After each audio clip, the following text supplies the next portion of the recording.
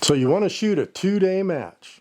Well, buckle up, Buttercup, because depending on where you shoot it, what type of a match it is, and how far away it is, you might be in for an experience of a lifetime. Hi, everyone. It's a 4-Gun Guy.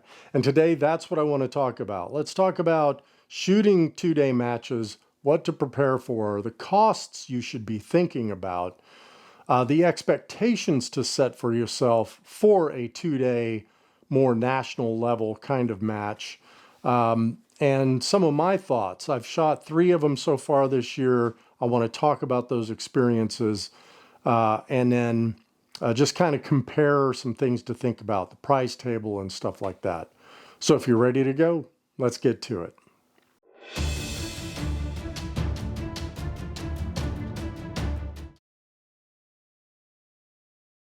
All right, well, I've got my cheat sheet here because there's a lot to talk about. I'm going to put this up on the screen next to me, probably over here. And I broke it down. I'm going to use a match I just shot in Georgia, and this was in Swainsboro, Georgia. And let's talk about how I got there and the expenses. So I drove because this year I told my wife, look, instead of going on one like big vacation, if you don't mind, I'd like to shoot some 2-day matches. Probably won't shoot that many going forward. Kind of a last hurrah for 2 days for me. And I thought, let's just kind of make more of a vacation out of these things. So we drove. But a lot of the guys I shoot with, like we're going to shoot one up in Colorado, they fly. So they'll fly into Denver, rent a car, drive to the match, go back, catch a flight. And they've done this a lot. So they're very comfortable with checking in their rifles, and they have air tags in them to track them and all that stuff. And I have no problem doing that. We just like to drive. So I broke this down into cost. Now, take this with a grain of salt because we may spend a little more money on things because we're treating it kind of like a semi-vacation than you might. So if we drove, it was about 2,600 miles round trip. That's all the way to the range and back. I decided not to try the old let's drive for 17 hours straight routine. So we stayed in Biloxi, Mississippi, which is a really cool place. We really liked it. So we stayed there one night going out and one night coming back. That trip was split up then into 2 8-hour segments each way, which really made it easy. So you were taking your time, you weren't rushed. We ran into traffic, but who cares, right? So what if we had a half-hour slowdown? It didn't matter because it wasn't like, oh, now we're going to be 17 and a half hours out. Or 16 and a half hours out. So it really made things easy. Now, the key to that, though, is the cost of the hotel. You have to add the cost of a hotel for another night, both ways, right? So that's in here. For food and gas, both ways. Gas was $300 round trip for everything. Food for the driving part of the trip, I put $200. So that was like $100 a night to go out to eat. It was more than that, but let's say $100 a night. And in the hotel both ways, $375. I have points with some hotels, so I stay at those. They're a little more expensive, but not that much more. And then for the 4-night match, $150 a night. Food during the stay, say $500. We were there for 4 days. So we got in Thursday night, Friday night, Saturday night, Sunday night. We did not leave after the match on Sunday. We decided to take our time, as I said, stay another night, then leave Monday and come back. The match cost. So remember, these are 2-day matches. These things are running $325 just for the match fee. Then, if you're going to practice the Friday before, put some rounds downrange and the rounds for the match, you're looking at a minimum of 300 rounds, right? So if I take my 300 rounds, right now I'm at about $1 a round when I reload with powder, case, primer, and bullet and everything. So yeah, that's $300. So driving, it was about $2,600 total, right? For a 2-day match for 2 people. If you were just going on your own and you said, I'm driving by myself, then you wouldn't have those 2 days of hotel. Your food would be pretty much cut in half. So just, like I say, take this with a grain of salt and figure what it would be for you. Flying, though, was interesting to me because I said, well, what if I flew? Travel and airfare into Atlanta plus a car came out to about $1,500 for both of us. Split that in half if you're going by yourself, $750. Hotel for the 4 nights, I kept that the same, and I kept the match fees the same. And the interesting thing here was, for 2 of us, it would have been more expensive to fly than drive. We would have got there faster. We wouldn't have had the 4 days, basically, or the 2 extra days of travel time, but it would have been more expensive. Even if it was just one person, take $750 off of that, and you're down really close to the driving cost. So to me, the driving versus flying, I'm not sure there's a big advantage cost-wise of flying.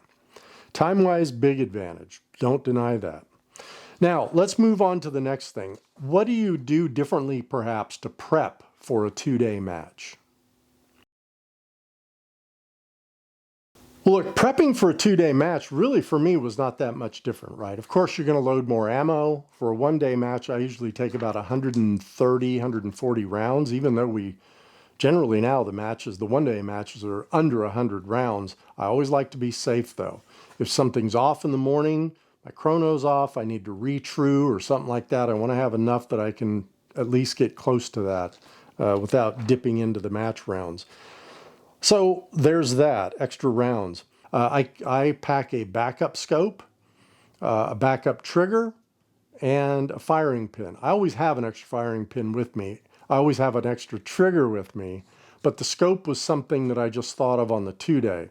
If that scope goes down, you're up a creek unless someone else there has an extra scope. The nice thing about packing an extra scope is if you have already zeroed it and trued it to that rifle with that round, then really you'll be pretty darn close to being zeroed in and ready to go if your scope goes down and you have to switch it out at a stage. Now, there's another video I'm doing, might have been released before this, it might be after this, but it's about the pack and loadout for a 2-day match.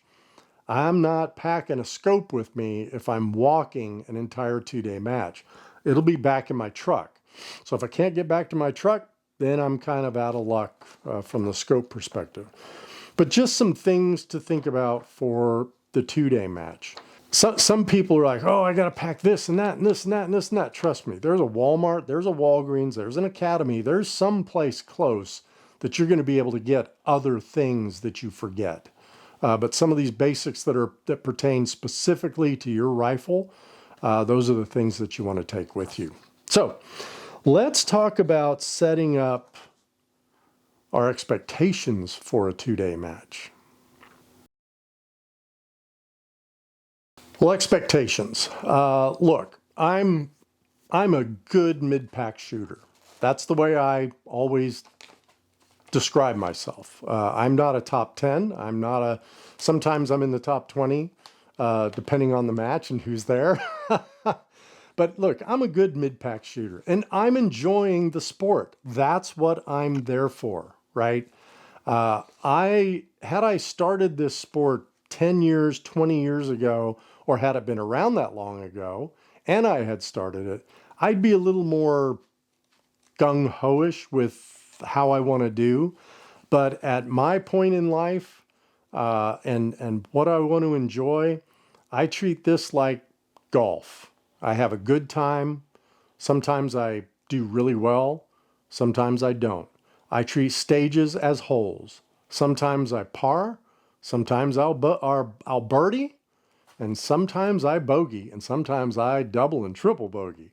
And if you treat things like that, you're going to be much better off.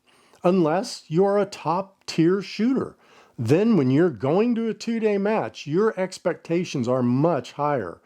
I've watched some of these guys just kind of out of the corner of my eye, and I've watched them in one stage literally say, I just lost the match. I just gave it up because they dropped 2 shots in a stage.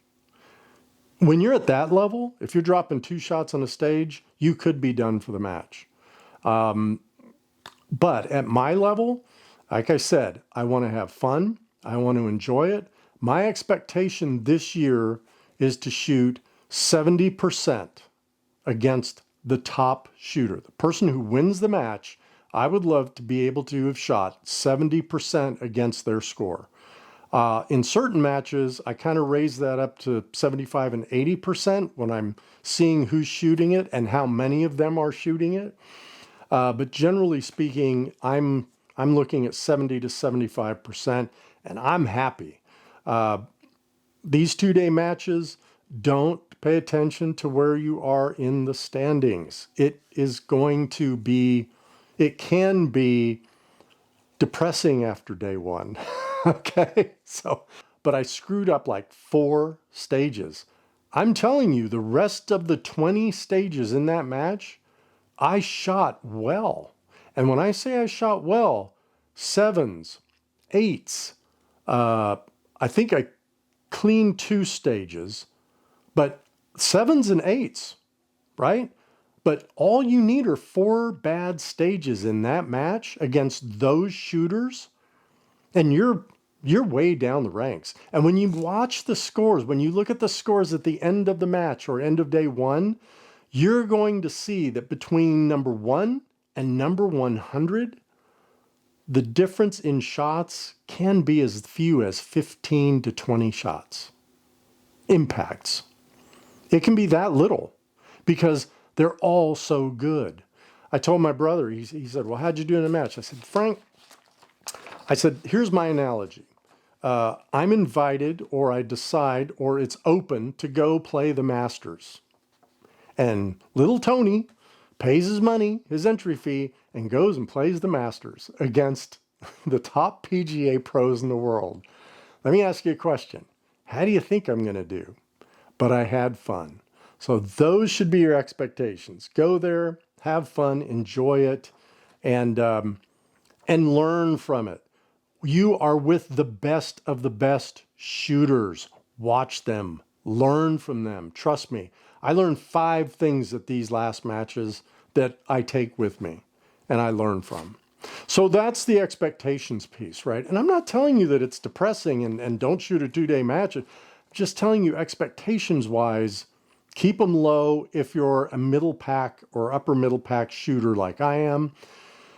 Please, I'm going to beg you, I've seen this so many times, do not make a 2-day match your first PRS match. You don't know how many people I've heard, this is my first match. Oh, your first 2-day match? No, this is my first match ever. And I'm like, okay. Let's talk about my overall thoughts around the course of fires and comparing some of these matches that I've shot. Well, let's use this Georgia match again as a talking point for my overall thoughts. The trip was great. And of course, I love doing everything with my wife. She's my best friend. So we just get along, had a great time. It was funny on Friday for the true up. You'll hear them called true ups. It's Friday. You can come out, shoot the range. You're not shooting the targets at the match, but you can true, make sure your dope is still trued and your zero's good. When we left there, and she's told people this since then, she said, I had a whole new respect for this sport. Because when she's gone with me to practice, and it's just her and me. Or we may see some people up there I know, talk to them a little bit. But she said when she went to this thing, and she saw how serious everybody was at this 2-day match, she realized that this really is a sport. And that people really take this seriously. And I said, yeah, a 2-day match is a totally different animal, right, than a 1-day. And she realized that. But anyway, course of fire. Course of fire was very fair. Targets were very well labeled, which is awesome for a compact range like this one was. I really like this range. Props, standard props that I was used to, I didn't look at any prop and say, wow, how am I going to shoot that thing? And this was the Georgia match. So it was a typical PRS match. So once you get your props down at your monthly match, you probably won't be surprised by much at a 2-day. I say that, but I'm going to shoot one in Colorado. I think I said that before, but it's going to be a whole lot different than these matches. It's more natural terrain, rocks, branches, that type of thing. So not necessarily the pre-built props that we shoot off at these 1 days or 2 days like this one. I would say I had a good overall experience. I shot with a great squad. These guys are awesome. I've shot with them up at Gravestone, the 2-day match. A 1-day match up at Gravestone out of Fort Worth. I've shot with them at a 1-day match. They've been in one of my squads at a 1-day match here, and they're just really down-to-earth, good people. Very good shooters, and we just had a great time. Prize table was a good prize table. I picked up I think it's right here, I picked up a loopholed dry bag, and you say, well, gee, so for $2,600 you got a $200 dry bag and a t-shirt. Yep, that's what I got. Remember the experience part. Remember that experience part. I'm not here to make money on PRS. If I was, my wife and I'd be living in a tent under a bridge right now. So anyway, prize table was good. But the thing I didn't care for with that prize table was the fact that once you walked it once, then that was it. And as the crowd dispersed, there were a lot of things still on that prize table, which kind of bothered me because generally they'll either say, okay, it's a free-for-all, or they'll let people, let the group walk through it again. I wouldn't have gotten anything walking through it again because I was so low on the totem pole, but still give some people another chance if they were in the top 40 or so to get another decent prize. So that was kind of a letdown for this match.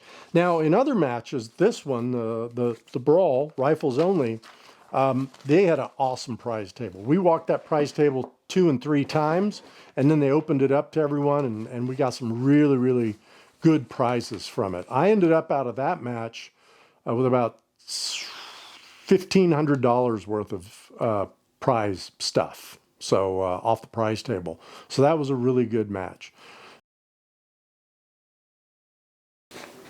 Let's talk about a comparison here. So again, this Georgia match, the match was a great match. I really enjoyed it. It was a lot like my home course 2-day matches. So it was a comfortable match. And you know, that might not be a bad thing to do as your first out-of-state match. Pick one that's kind of comfortable for you, that's similar to how you shoot at your home course. That one's like that. Twisted Barrel up in Arkansas, I'm going to shoot that once or twice this year. He has 2 2-day matches. I may shoot them both. But that range is very similar to my home range, and I love their course of fire, and I liked their target setup. They had a berm pretty much behind everything, so you could see your misses for the most part, and that's the way this Georgia match was. The other match I shot was this rifles only, as I said before. It was a really good match. Difficult course of fire, short distances but small targets, and just wonky props that you haven't shot before, and it was just very, very strange the way you shot things.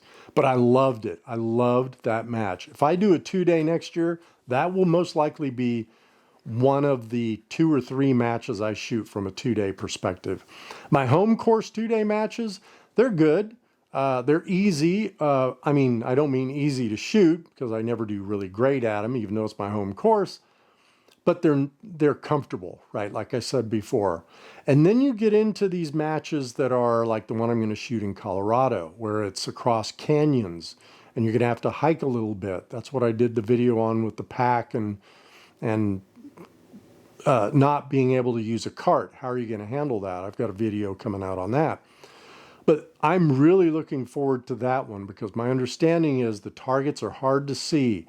They're not at a formal kind of course of fire. They're on the side of a hill, and you better know where that is. The other thing about that match is going to be when you're shooting a target over here and the wind is blowing this way, you may have a 7 o'clock or a 5 o'clock wind, but all of a sudden you have to shoot a target here. Now you've got a 3 o'clock wind. totally different win calls. So I'm really looking forward to that. But look, I think the prize tables are better at certain matches. My 2-day match up here at my home course, their prize table's usually okay, right? The one in Georgia, it was a good prize table. I just didn't do well enough to get the better prizes off the table. That's all. That's what it boils down to. The rifles only, went through it 3 times, got some really good stuff out of there. So overall, great experiences so far on my 2-day matches. I'm looking forward to the rest of them this year, and I may do a year-end roundup and see what we ended up with loot-wise from them. Well, I hope this helped you decide on like 2-day matches, and I just wanted to kind of bring this up around the cost, set the expectations, and what to look for in a match. So thanks for watching, everyone. Appreciate the likes, comments, subs, and until next time, shoot straight.